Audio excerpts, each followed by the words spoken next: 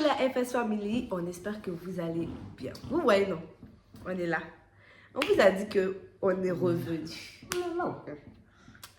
Bon, aujourd'hui, on va vous expliquer parce que, mine de rien, on avait fait qu'un live où on a expliqué de quoi souffrait Florian, mais on n'a pas vraiment expliqué comment ça est arrivé, combien de mois on est resté dedans, tout ce qu'il a pu faire jusqu'à le jour de son opération. On va faire des parties parce qu'on ne peut pas tout raconter d'un coup. Et on essaiera aussi de faire un petit résumé de nos 1 an, comme vous le dites, qu'on a disparu jusqu'à l'heure d'aujourd'hui. Mais ça sera en plusieurs parties parce qu'on ne peut pas tout raconter dans une seule vidéo. On ne va pas s'en sortir. Et vous, à un moment, ça va être trop long pour vous. Nous aussi, ça va être trop long à expliquer et tout et tout. Donc, on va faire partie par partie. Donc, let's go.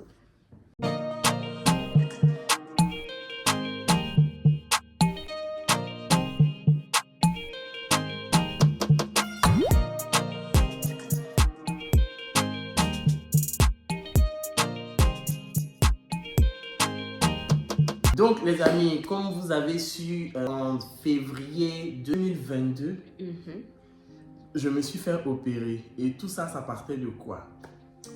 On était en novembre. Un dimanche, je me suis réveillé le matin pour aller à l'église. J'avais un peu des douleurs à la poitrine, tu vois. J'avais mal à la poitrine. Mais je me suis dit, bon, vas-y, j'ai peut-être mal dormi ou... Attends, je te coupe pas, mais c'était depuis la veille. Depuis la veille, il avait des douleurs. Mais en fait, c'était pas intense. C'était pas intense. Comme ce jour-là. Donc moi, je lui ai dit, faut boire le lait. La veille, je lui ai donné le lait. Il a bu. Et puis, ça a calmé un peu. Il est parti se coucher. Après... Ouais. Maintenant, ce dimanche-là, quand je me suis réveillé avec les douleurs, je me suis dit, bon, c'est rien, c'est peut-être ce qui m'est arrivé hier et tout. Ça va passer. J'ai négligé, je n'ai pas accordé de l'importance, tu vois. Je me suis dit, c'est rien, ça va passer. Donc, je suis parti à l'église. J'ai fini de faire l'église. Même à l'église, j'avais un peu mal, mais bon, je me suis dit, vas-y, ça va passer et tout et tout. Je finis l'église, je reviens à la maison. Quand je reviens, je dis, comme je me suis levé tôt pour aller à l'église, je vais dormir un peu. Et puis quand je vais me réveiller, on va faire la journée tranquille, quoi. Donc je dors vers les 15h, 16h. J'ai mal, je comprends pas. J'ai des douleurs. Ça c'est devenu plus intense même que premièrement. C'était très intense. Donc je suis là, je comprends pas. Je peux pas me lever, je peux pas bouger. Je suis immobile sur le lit comme ça. Quand je fais ça, j'ai mal. Quand je fais ça, j'ai mal. Je me dis, mais c'est quoi ça? Donc j'appelle Shaima, j'appelle. Elle n'entendait pas parce que je ne pouvais pas appeler fort. Donc j'ai pris mon téléphone, je l'ai appelé sur mon numéro alors qu'elle était au salon. Donc quand je l'ai appelée, elle est venue, je lui ai dit que j'ai mal, j'arrive pas, je comprends pas, j'ai très mal et tout. Donc quand il m'a appelé, il m'a dit que non, il a mal et tout. Je suis venue, j'ai dit, bon, je vais prendre le lait, je vais lui donner, il va boire. On verra par la suite ce que ça va donner. Donc je lui donne. Il dit que non, ça fait rien, que c'est toujours le même truc. Donc, du coup, j'ai dit, bah, viens, on va appeler les pompiers et on verra ce qu'ils vont nous dire quand ils vont arriver. Donc, on appelle. Vous savez que quand on appelle les pompiers... Ils ont même dit que, est-ce que vous avez Covid? Si vous avez Covid, t'as fait... Voilà, on te pose beaucoup de questions. On te la personne est en train de mourir là, on ne sait pas. Donc, on appelle, puis il répondit que oui, voilà, on vous explique. On a commencé à expliquer et ils disent que, est-ce que vous arrivez à être debout? Est-ce que vous arrivez à respirer? Est-ce qu'on tente tout ça en finit de vous dire que non, la personne n'arrive pas à tout faire? Vous nous posez encore la question. D'une échelle de 1 à 9, elle a douleur. On leur dit tout ça. Elle dit que, ok, on va envoyer pompiers chez vous pour venir vous examiner et par la suite, on verra ce qu'ils vont vous faire. Donc, on est là, on voit les pompiers qui sont arrivés. Quand il y avait Shaina et Shailina, les pompiers sont venus, ils sont rentrés dans la chambre, ils sont là, ils sont en train d'examiner Florian. Monsieur, est-ce que vous arrivez à vous asseoir? Monsieur, est-ce que vous arrivez à respirer? Et toutes sortes de questions qu'on lui a posées, Maintenant, j'entends les messieurs dire que mais on va partir avec lui. Moi, je dis, mais attends, vous allez partir où avec lui? D'abord, ils ont dit, on va appeler l'hôpital à côté pour savoir s'il faut le ramener ou s'il faut juste lui donner une ordonnance. Et c'est comme ça qu'ils ont appelé l'hôpital. L'hôpital dit que mais vous ne pouvez pas le laisser là-bas, ramenez-le ici. Voilà, entre moi, je suis seule avec les enfants. Donc, moi, mon premier réflexe, je prends mon téléphone, j'appelle ma soeur. Donc, quand j'appelle ma soeur, j'ai dit que, est-ce que tu peux venir à la maison garder les petits parce que je dois aller à l'hôpital avec Flo, que je ne peux pas le laisser seul, etc., etc. Donc, eux, vu que mes soeurs habitent juste à côté, une des deux est pu arriver rapidement. Donc, du coup, elle est venue avec son mari. Ils étaient là avec les petites. Moi, j'étais dans la chambre avec Flo pour que les petites ne puissent pas voir leur papa dans cet état. Donc, moi, je suis là, le monsieur dit que oui, on va prendre votre mari, on va l'emmener à l'hôpital et vous ne pouvez pas venir avec nous parce que mesures de sécurité, Covid, etc. Je le regarde comme ça. Donc, vous allez partir avec mon mari. Et puis, moi, je reste à la maison. C'est quoi ça? Donc, il dit que, ok, qu'il n'y a pas de souci, que quand il sera là-bas, il va vous appeler et puis on verra si vous devez venir ou pas vous déplacer, pour ne pas me déplacer bêtement, quoi. Je dis que ok, qu'il n'y a pas de souci. Ils m'ont mis sur fauteuil roulant pour m'envoyer. Même quand ils poussaient le fauteuil là, j'avais mal parce que ça tombe dans le trou, ça roule dans le trou, j'avais mal. On m'a mis sur brancard, on m'a attaché comme ça, on m'a mis dans l'ambulance derrière. Et la dame dit, ça va, vous avez mal. Je dis, quand je suis immobile, j'ai pas mal, mais si ça bouge, je vais avoir mal.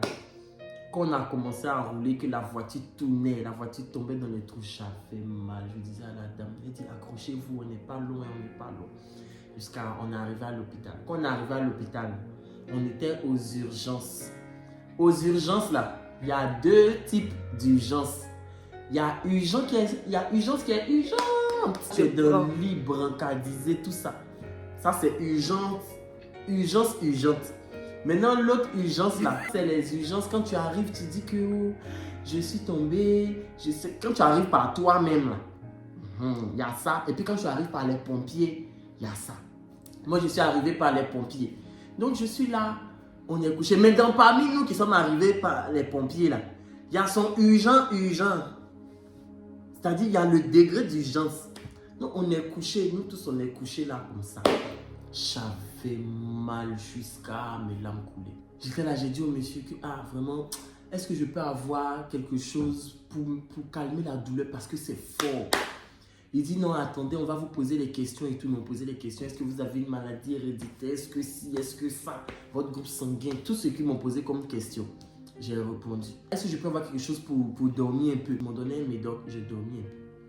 Après, je me suis réveillé quelques heures plus tard, enfin 2-3 heures plus tard. On ne m'avait pas encore reçu. Sachez que je suis arrivé là-bas, il était 16h et quelques. Donc 16h là, je suis là-bas jusqu'à... J'ai pris le médicament, j'ai dormi, je me suis réveillé vers 19h. 19h, on ne me reçoit pas. Je demande, on dit que non, le médecin n'est pas encore disponible. Il y a quelqu'un avant vous. Non, vous êtes le suivant.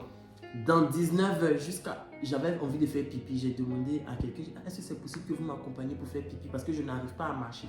Il dit que lui, il est désolé. Que si je vais aller faire pipi, de descendre pour marcher, que la porte est derrière le couloir à droite. Je l'ai regardé jusqu'à... J'ai dit même quelque chose pour mettre en bas, je vais pisser. Je ne peux pas bouger, je ne vais pas faire pipi sur moi. Il dit non. Donc j'ai retenu mon pipi jusqu'à... Là encore, ils ne m'ont pas reçu encore. Jusqu'à 22h, on m'a mis dans la chambre. On m'a mis dedans, là, je suis là-bas, j'attends encore. J'attends jusqu'à médecin est venu. Le médecin a fait prise de sang et puis radio. On fait les analyses, on dit il n'y a rien. Je dis, je suis content qu'il n'y ait rien. Mais ce n'est pas normal parce que j'ai les douleurs encore, c'est horrible, j'arrive pas à marcher. Elle dit, elle a fait, mais il n'y a rien. Donc, je peux rentrer chez moi. Mais ça là, quand 22h, je suis rentré, minuit, elle m'a reçu. C'est à 3h, j'ai reçu le résultat. 3h, j'ai reçu le résultat. Puis j'ai demandé, mais est-ce qu'une ambulance peut m'accompagner à la maison, me déposer parce que je ne peux pas me déplacer. Elle dit que d'attendre 6h. Quand 6h va arriver, le premier bus va passer. 5h ou 6h, le premier bus va passer, je vais monter les dents pour partir. J'ai dit, j'ai appelé Shaima, j'ai dit que est-ce que tu peux commander Uber pour moi? Il va venir me chercher, je vais monter pour partir. Elle a commandé Uber. J'attrape le mur pour marcher, jusqu'à Kete et je suis sorti. Je suis rentré à la maison. Je suis allé voir mon médecin traitant. Je lui ai dit que je suis allé en affaire radio, on dit rien. On m'a fait prise de sang, on dit rien. Mais je ne me sens pas bien, j'ai des douleurs, je ne sais pas. Donc le médecin me dit d'aller faire scanner. On est parti faire scanner maintenant. Je fais scanner. J'ai fini mon scanner, je viens m'asseoir pour attendre le résultat. On vient m'appeler, on dit que le médecin dit de revenir. Donc je retourne, on me dit de me coucher encore, on va refaire scanner là parce qu'ils ne savent pas si ce qu'ils ont vu là c'est ça. Donc je me couche, on m'injecte un produit, maintenant on me fait le scanner et tout. Je finis et je sors. Quand je sors, on dit le médecin m'appelle dans son bureau. Je dis, Pendant ce temps, Shaima, on était avec les petites, donc Shaima, elle m'attendait dans la voiture avec les petites. Je suis là-bas et puis maintenant, le docteur me dit que oui, quand on a fait, comment on appelle ça, le scanner, on a vu que vous avez un ganglion, voilà, c'est le mot qu'il a donné, vous avez un ganglion de 6 cm de diamètre. Je dis 6 cm de diamètre, c'est con. Il me fait un geste comme ça. J'ai dit que... Il dit que oui, ça est à l'intérieur, ça est pas loin, c'est pas très loin du cœur et tout. Et il faut vite vous orienter avant que ça ne grossisse et que ça pose des problèmes, que ça touche le cœur. J'ai dit, quand j'ai entendu ça là, ma tête a commencé à tourner comme ça. J'ai dit que c'est quoi ça? J'ai pris mes trucs, je suis rentré dans la voiture. Shaima me demande il y a quoi? J'ai dit que non, allons à la maison. Allons à la maison, on va manger et tout et tout. Quand il est arrivé, je le regarde, je lui dis, mais il t'en dit quoi? En fait, j'ai insisté pour qu'il puisse me dire. Moi, je connais ma chose. Dès que je vois son visage, je sais qu'il y a quelque chose qui n'allait pas. Juste dans sa voix, je savais qu'il y a quelque chose qui n'allait pas. Donc, je lui dis à quoi? Il me dit que non, il n'y a rien. Allons-y à la maison. Donc, j'ai dit que non, c'est qu'il y a quelque chose. Florian, il faut me dire à quoi? Il dit que non, allons-y à la maison, on va manger d'abord. Et puis, je vais te dire. Ok, il n'y a pas de souci. On vient à la maison, on finit de manger et tout et tout. J'ai dit maintenant, il faut me dire c'est quoi, qu'est-ce qu'il y a. Faut me dire. Mais si tu dis pas, si tu me dis pas, tu vas dire à qui? Donc, faut me dire. Donc, Florian commence à me parler. Il me dit ouais, voilà.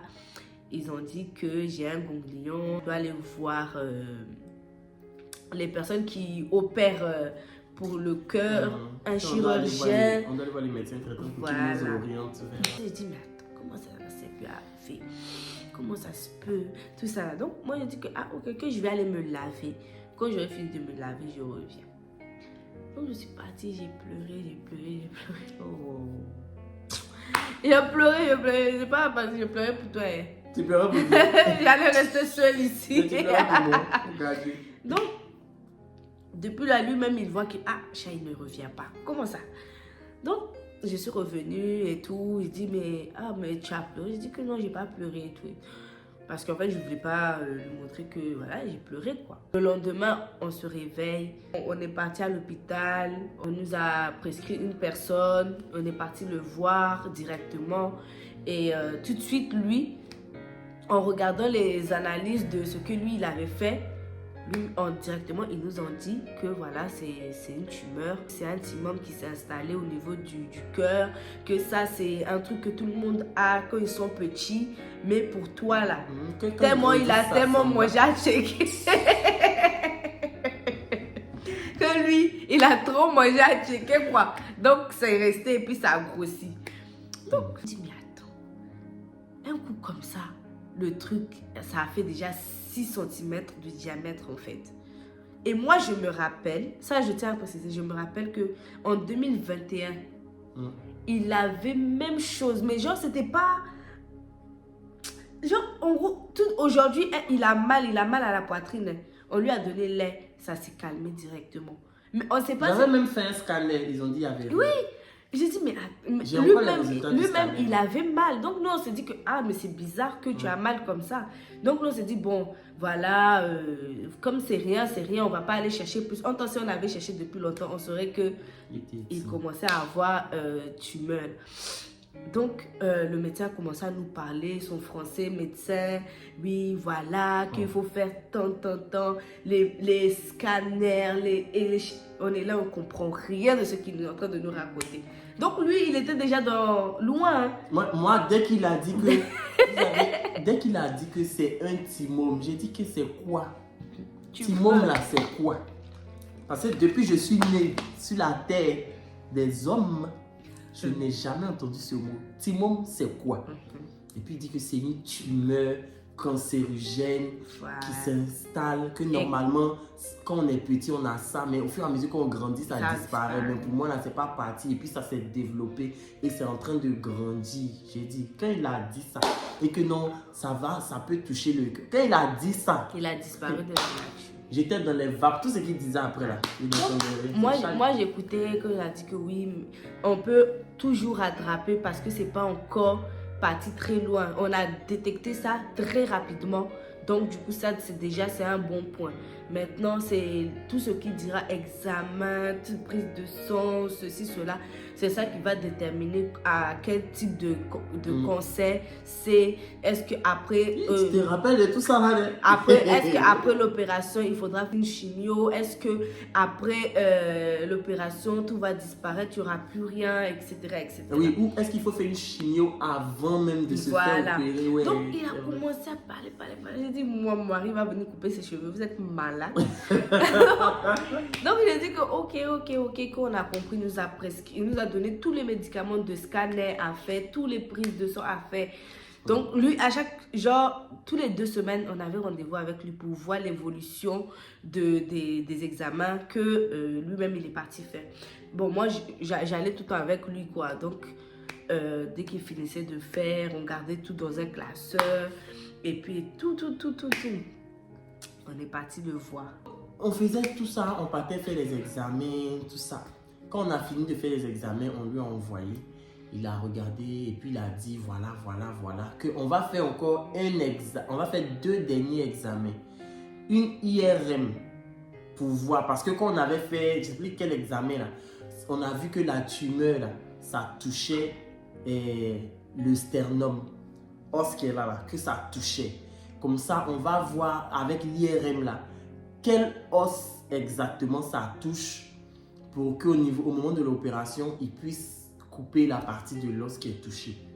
J'ai dit, mon Dieu, c'est quoi tout ça?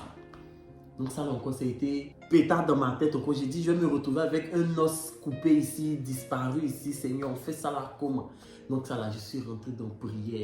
Oh, à l'église, on a prié, tout. Donc on est parti faire scanner là. Quand on est parti faire scanner, je suis assis, le médecin m'appelle. Donc je rentre avec Shaima. On écoute, le médecin dit oui, ils ont demandé ce scanner là parce que le précédent résultat disait que la tumeur là touchait votre sternum. Mais là, après l'IRM, je vous rassure que ça ne touche pas, ça ne touche plus d'os, ça ne touche plus rien. Donc soyez tranquille. Quand il m'a dit ça, j'ai dit, Dieu, tu es là-haut et puis nous on est ici et puis tu écoutes nos prières. Merci Seigneur. Merci, c'est déjà un grand miracle. Donc après ça, on est parti maintenant donner les résultats au monsieur. Il a eu tous les résultats qu'il fallait. Et puis il a dit, bon, maintenant on va trouver la date de l'opération.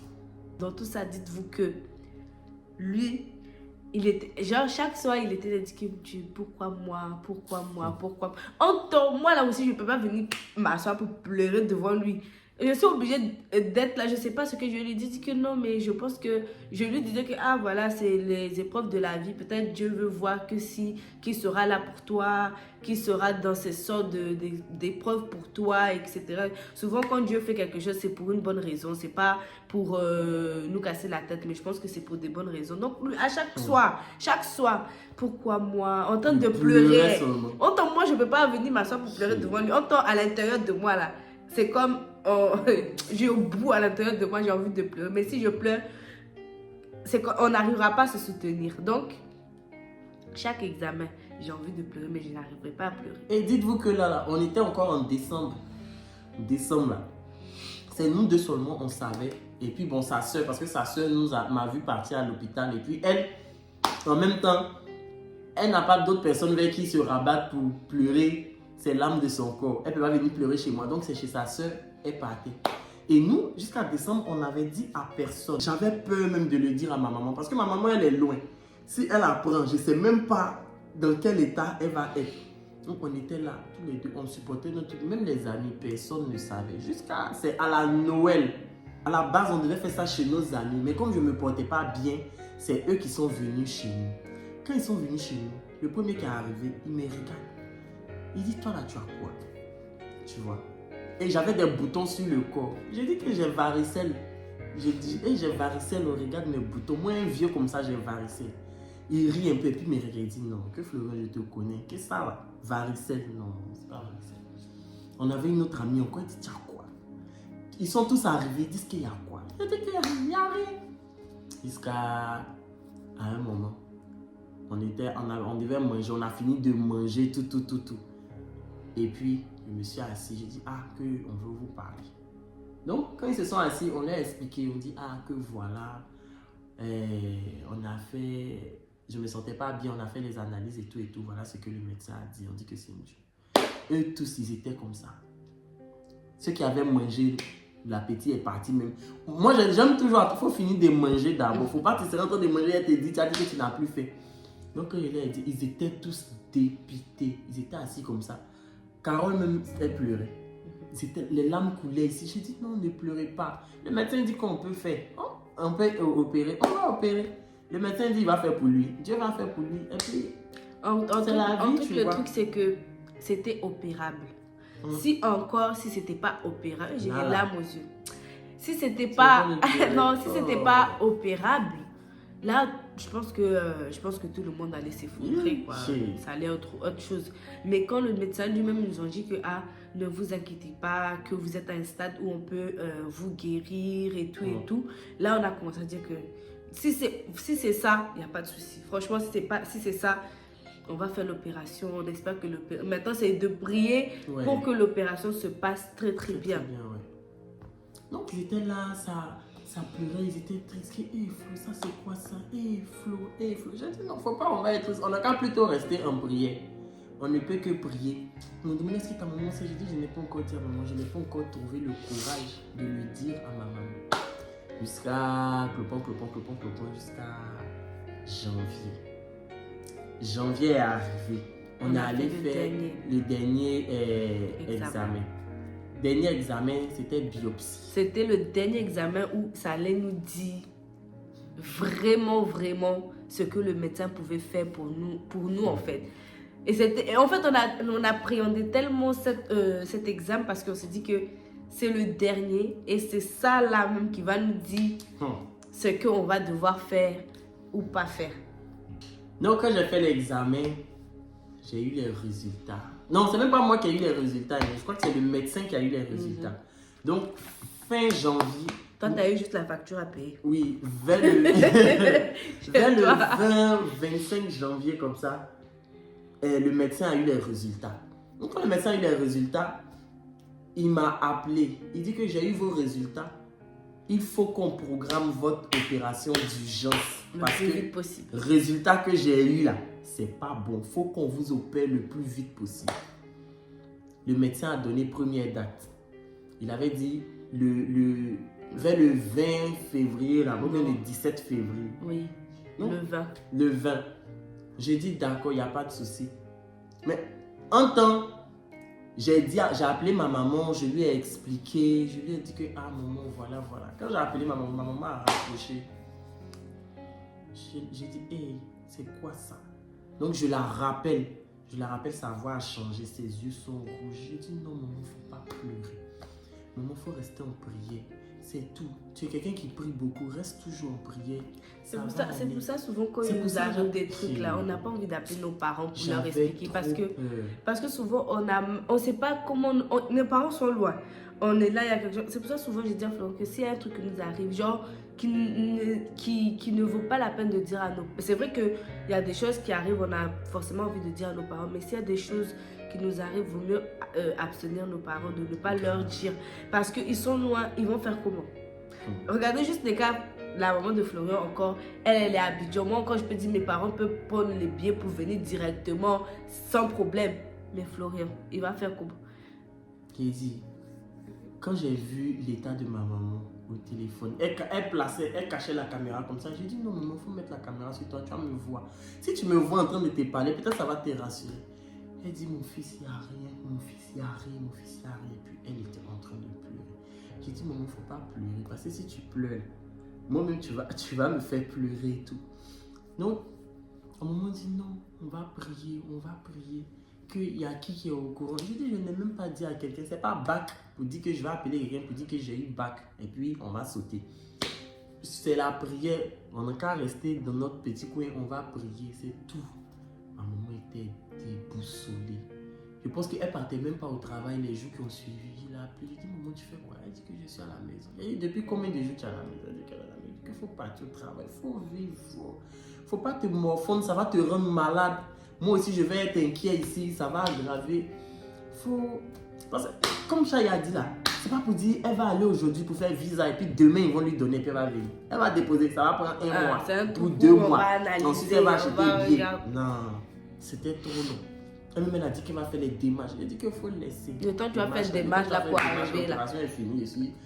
On n'a qu'à prier. L'argent des démarches et des billets là, faut envoyer, on va pour manger. Donc je prenais ça pour la taquiner jusqu'à et tout. Donc, après ça, Chai aussi, quand sa maman l'appelait, sa maman voyait qu'elle n'était pas bien. Elle a expliqué à sa maman aussi a paniqué. Elle avait dit, est-ce qu'elle doit venir, tout ça. Elle a dit, non, il faut rester. Le médecin, maintenant, quand il a reçu les résultats, il dit, on va faire l'opération 20 février. Donc, 20 février, j'ai appelé ma maman. Je lui ai dit que, on va faire l'opération à telle date. J'ai appelé mes amis qui étaient au courant. Je lui ai dit, voilà la date. J'ai appelé le pasteur. Je lui ai dit, voilà la date. Moi-même, j'ai dit à Florian, tu appelles tout le monde là pour leur dire là, c'est pourquoi. Non, finis ton truc. Quand tu as fini ton truc, tu vas appeler les gens pour leur dire. C'est les gens qui sont. C'est ça même là. Tu vois. Le docteur a fait jusqu'à tu as changé au moins 4 fois la date. Après ça, le docteur m'appelle. Il me dit non, finalement, on va faire ça le 17 février. J'ai dit ok. J'ai appelé encore. J'ai dit non, finalement là, ça a changé. On dit le 17. Moi, je suis là, je le regarde. Le docteur m'appelle encore. Il dit que non, on va faire ça le 14 février. Et on va faire ça le 15 février. Parce que j'ai pu avoir une place pour vous le 15 février. Je me suis assis, j'ai dit, les gens que j'ai appelés là, ce ne sont pas des sorciers. Mais souvent quand tu parles, le diable peut prendre ça pour partir. Il peut entendre ça, ce que tu es en train de dire là. Il peut prendre ça comme ça, la parole, et puis il s'en va avec pour aller faire les nyamanyas. Donc, quand j'ai dit, d'accord, le docteur, il n'y a pas de souci. Je lui ai dit, le docteur a changé. C'est fini. Il n'est plus laissé à quelqu'un. Jusqu'à, on dit que je dois rentrer le 14 février. Jour de Saint-Valentin, j'ai laissé ma dulcinée ici. Je suis parti faire Saint-Valentin à l'hôpital.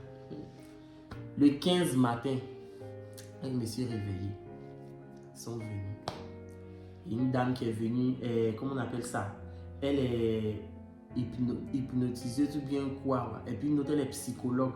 Elles sont venues me parler pour me dire quelle est la chanson que je veux, que pendant le truc de l'opération, ils vont me mettre telle chanson et tout, etc.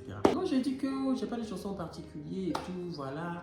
Donc ils m'ont habillé et ils sont allés me mettre dans une salle. Après la salle, là, ils m'ont envoyé maintenant dans la salle d'opération. J'étais couché comme ça. Je voyais que le ciel et tout. Ils m'ont piqué dans le dos. Ils m'ont mis le truc. Ils ont dit de respirer, ça va prendre l'oxygène. Je me suis couché. J'ai respiré. À un moment là, je ne sais plus ce qui s'est passé. Jusqu'à... Je me suis réveillé en salle de réveil. Dans la partie suivante, on va vous expliquer maintenant. La partie où tout était battu. Partie 2. On se retrouve pour la prochaine vidéo.